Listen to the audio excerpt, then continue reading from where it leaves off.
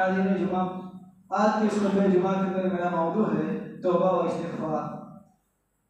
سامعین کرام، ہم تمام جانتے ہیں کہ ہم سب اللہ رب العالمین کے بندے ہیں، اور اللہ رب العالمین نے ہمیں اس مقصد کے تحت پیدا کیا ہے۔ ہم اس مقصد کو بھی جانتے اور پہچانتے ہیں۔ محترم سامعین کرام، اللہ رب العالمین کے بندے ہونے کے ناطے ہر انسان خطا کار ہے، گنہگار ہے، کیونکہ انسان کا معنی یہی ہوتا ہے کہ بھولنا۔ اب انسان جب بھول جاتا ہے کہ میں اس اللہ کا بندہ ہوں جس نے مجھے پیدا کیا ہے، تبھی وہ غلط کام کر بیٹھتا ہے۔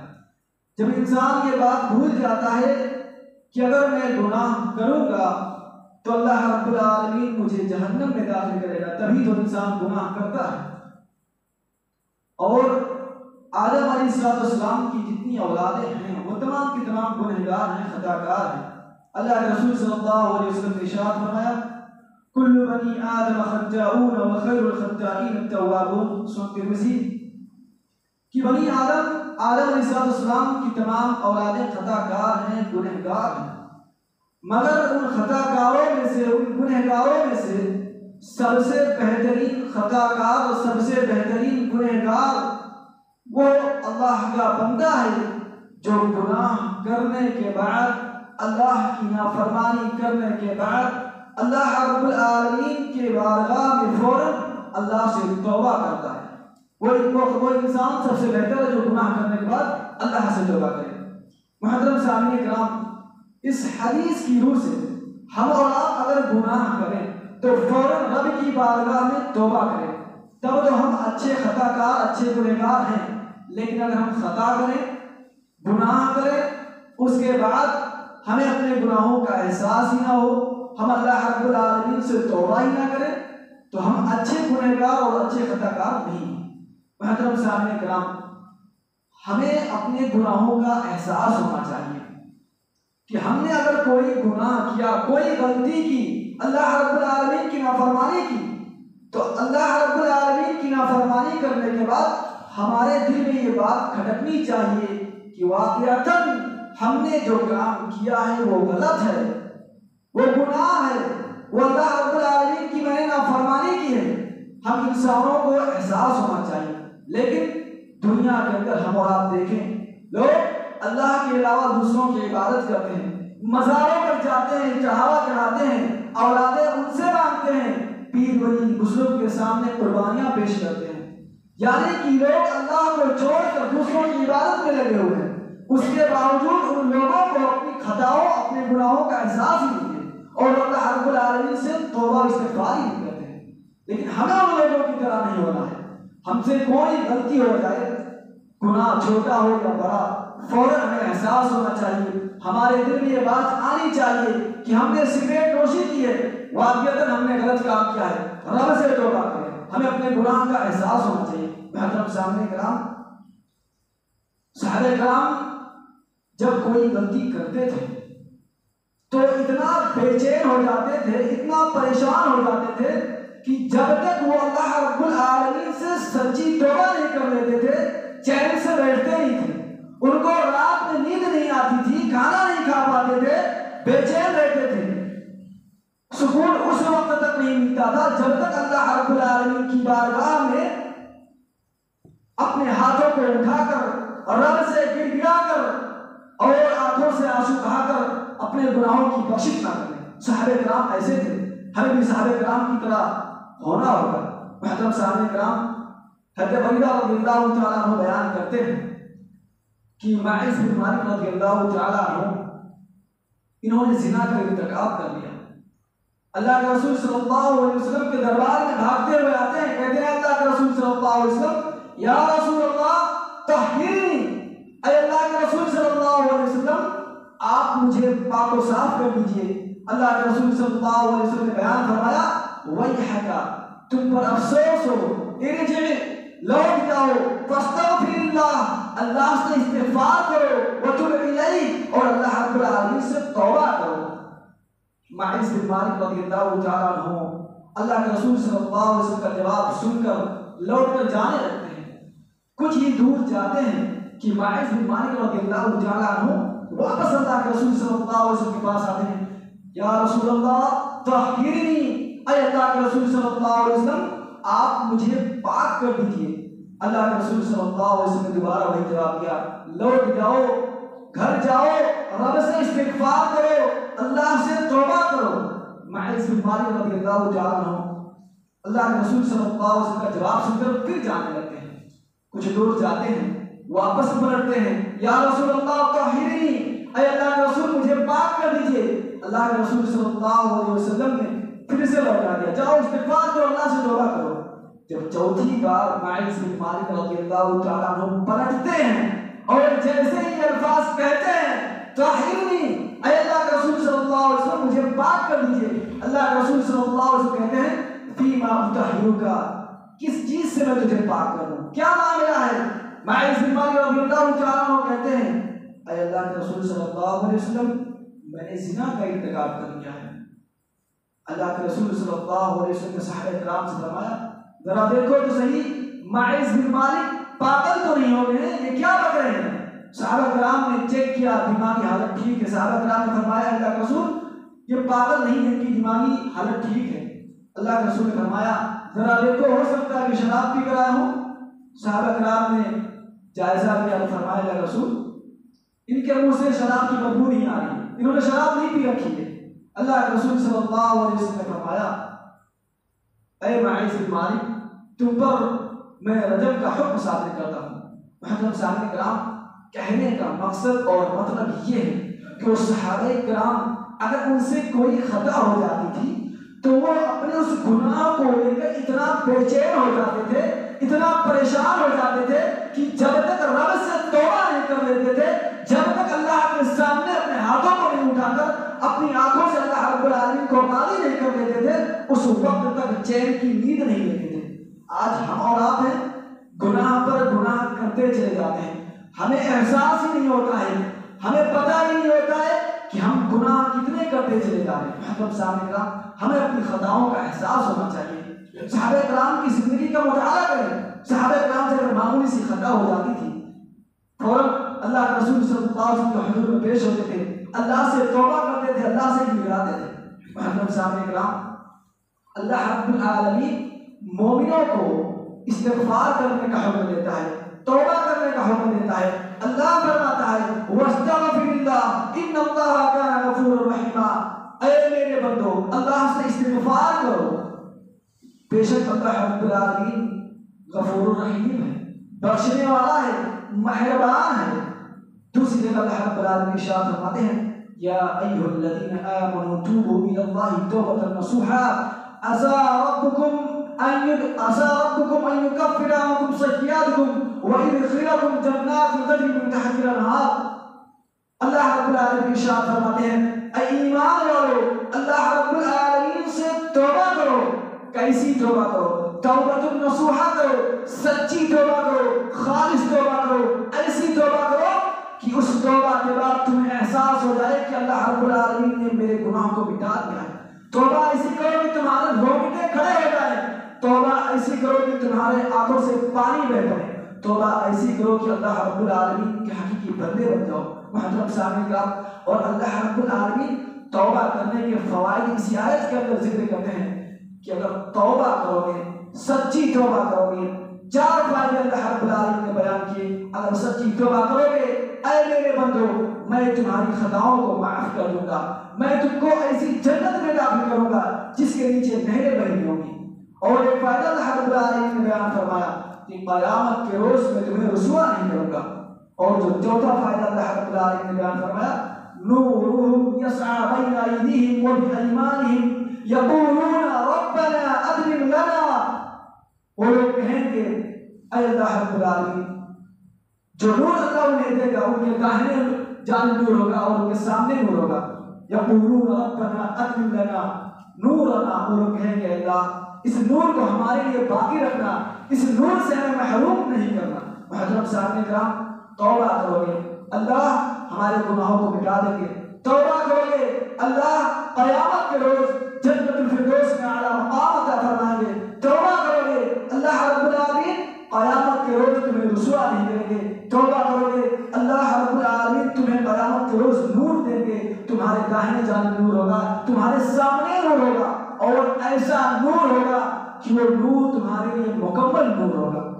محترم سامعین کرام، ہم اور آپ اللہ رب العالمین سے سچی توبہ کریں، کیونکہ اللہ رب العالمین ہم سے کہتا ہے کہ اے ایمان والو مجھ سے توبہ کرو، سچی توبہ کرو۔ اسی طرح سے اللہ کے رسول صلی اللہ علیہ وسلم ہم ایمان والوں کو توبہ کرنے کا حکم دیتے ہوئے ارشاد فرماتے ہیں، یا ایھا الناس توبوا الی ربکم فواللہ انی لا اتوب الی اللہ عز وجل فی اليوم 100 مرہ۔ اللہ کے رسول صلی اللہ علیہ وسلم بیان فرماتے ہیں، اے لوگوں اپنے رب سے توبہ کرو، اللہ کی قسم میں اپنے رب سے ایک دن میں 100 مرتبہ استغفار کرتا ہوں، اور دوسری حدیث میں 70 ہے کہ اللہ کے رسول صلی اللہ علیہ وسلم دن بھر میں 70 مرتبہ استغفار کرتے تھے۔ حاضرین جمعہ، اس حدیث پر ہم اور آپ ذرا غور کریں، اللہ کے رسول صلی اللہ علیہ وسلم کون ہے؟ ان کی ہستی پاکیزہ ہستی ہے، ان کے بارے میں، ان کے فضائل کے بارے میں کسی کو شک نہیں ہے اور ہونا بھی نہیں چاہیے۔ اللہ کے رسول صلی اللہ علیہ وسلم معصوم من الخطا ہیں، تمام گناہوں کو اللہ رب العالمین نے دھو دیا ہے۔ بچپن ہی میں اللہ رب العالمین نے محمد علی صلی اللہ علیہ وسلم کے سینے کو چاک کیا اور تمام گندگیوں سے دل کو پاک و صاف کر دیا۔ اس کے باوجود اللہ کے رسول صلی اللہ علیہ وسلم کا عالم کیا ہے؟ اللہ کے رسول صلی اللہ علیہ وسلم دن میں 70 سے 100 مرتبہ توبہ کرتے ہیں، استغفار کرتے ہیں۔ افسوس ہے ہم لوگوں پر، ہم اللہ کے رسول صلی اللہ علیہ وسلم کی امتی ہونے کا دعویٰ کرتے ہیں، مگر کیا ہم استغفار کرتے ہیں؟ کیا ہم توبہ کرتے ہیں؟ محترم سامعین کرام، 70 مرتبہ تو دور کی بات، ہم اور آپ دن بھر میں اللہ رب العالمین سے کبھی کبھی ایک بار ہی توبہ استغفار نہیں کر پاتے ہیں۔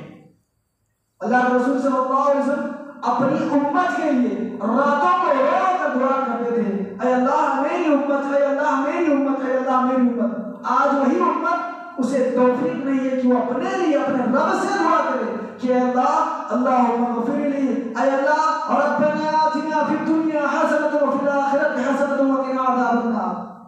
یہ امت جس کے لیے محمد صلی اللہ علیہ وسلم راتوں کو رو رو کر دعا کرتے تھے، آج وہی امت کے لوگ اپنے لیے دعا نہیں کر سکتے۔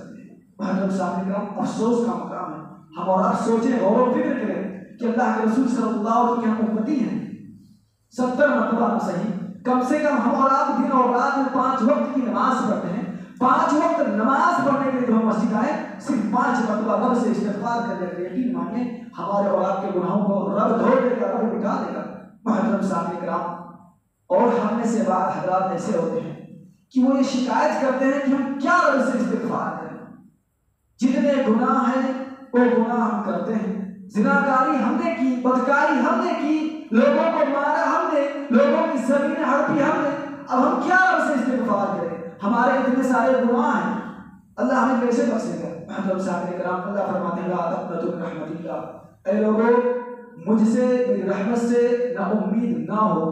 آسمان اور زمین کے برابر گناہ کر لو، لیکن اگر تنہائی میں آ کر ہاتھوں کو اٹھا کر مجھے یاد کر کر کہہ دو اللہم اغفر لی، اپنے آنسوں کو تم زمین پر گرا دو، اللہ کہتا ہے میں تمہارے آنسوں کو زمین پر گرنے نہیں دوں گا کہ تمہاری دعا قبول کر لوں گا۔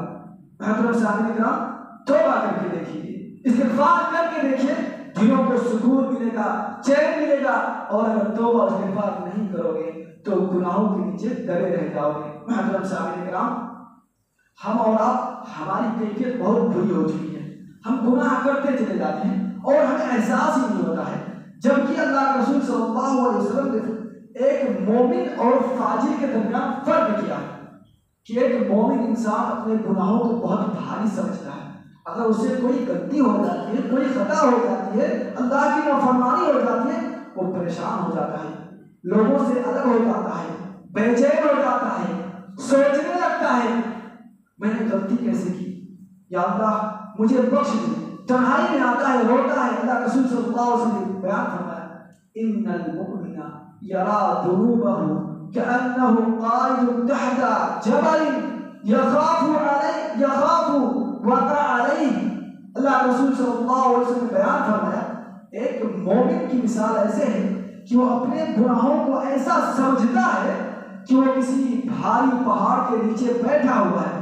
یخاف ان یقع علیہ، اور اس مومن کو یہ ڈر ہے، یہ خوف ہے کہ کہیں یہ پہاڑ میرے اوپر گر نہ جائے، کہیں میں ہلاک نہ ہو جاؤں، کہیں میں مر نہ جاؤں. اور فاجر کی مثال، ان الفاجر یرا ذنوبہ کذباب مر علی انفہ.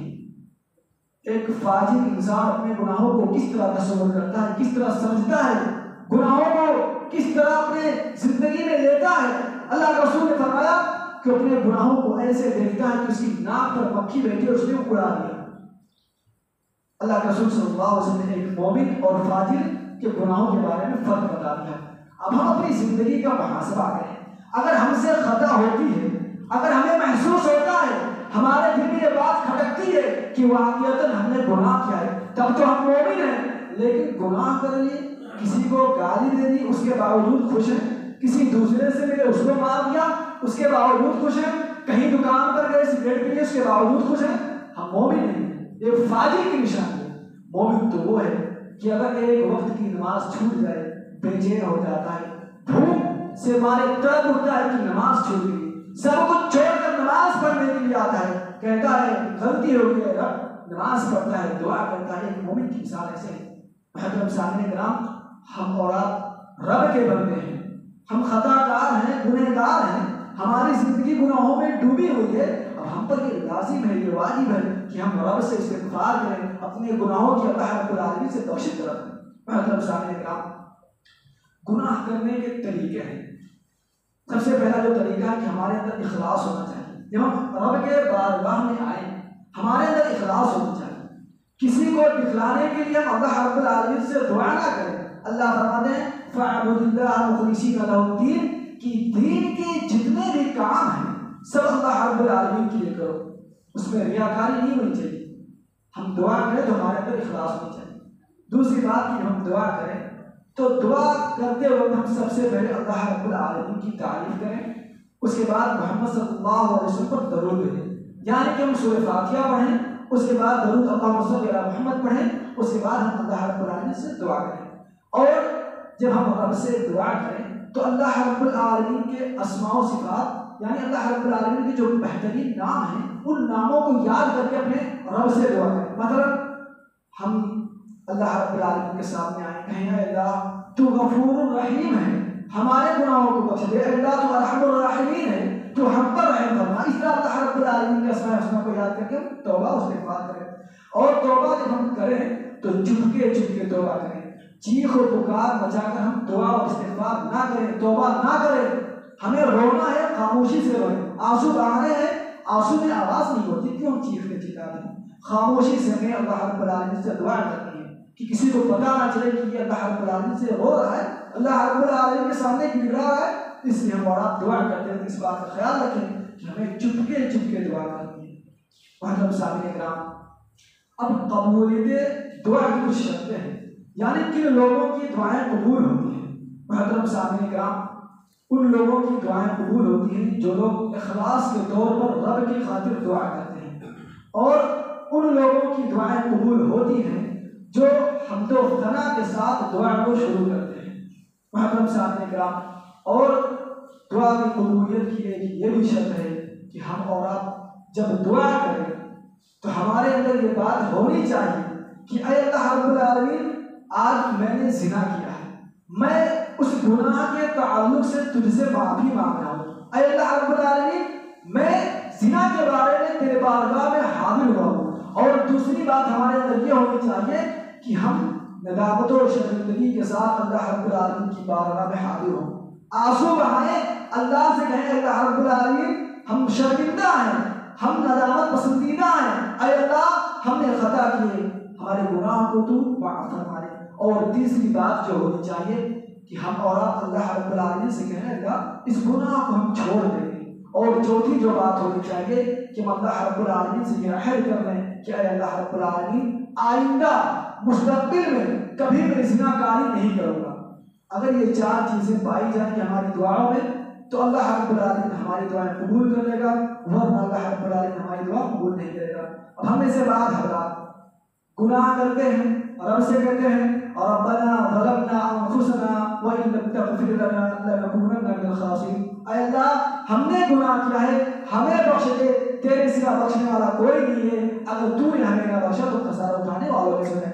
اگر ہم اور آپ دعا کریں، اچھی بات ہے ہم نے دعا کی، اب دعا کرنے کے بعد ہم جیسے باہر جاتے ہیں پھر گناہ کرتے ہیں، اور وہی گناہ کرتے ہیں جس گناہ کے بارے میں ہم نے اللہ رب العالمین سے توبہ کیا ہے۔ مثلا زنا کے بارے میں نے توبہ کی، اے اللہ آپ کے بعد زنا نہیں کروں گا، ایک دن دو دن کے بعد میں نے پھر وہی گناہ کیا، اللہ رب العالمین سے یہ توبہ کرنا نہیں ہوا ہے بلکہ اللہ رب العالمین کا مذاق اڑانا ہوا ہے۔ اس لیے ہم اور آپ اس بات کا خاص خیال رکھیں کہ ہمیں سچی توبہ کرنی ہے، توبۃ النصوحہ کرنی ہے، اور جس گناہ کے بارے میں ہم اور آپ توبہ کر رہے ہیں ہم اللہ رب العالمین سے یہ عہد کریں کہ اے اللہ ہم آئندہ یہ گناہ نہیں کریں گے، ورنہ اگر ہم گناہ کر رہے ہیں تو گویا کہ رب کا مذاق اڑا رہے ہیں۔ اس لیے ہم جس گناہ کے بارے میں توبہ کریں اس گناہ کو ہمیں چھوڑ دینا چاہیے۔ محترم سامعین کرام، اسی طرح سے اللہ رب العالمین ہماری توبہ کن وقت میں قبول کرتا ہے۔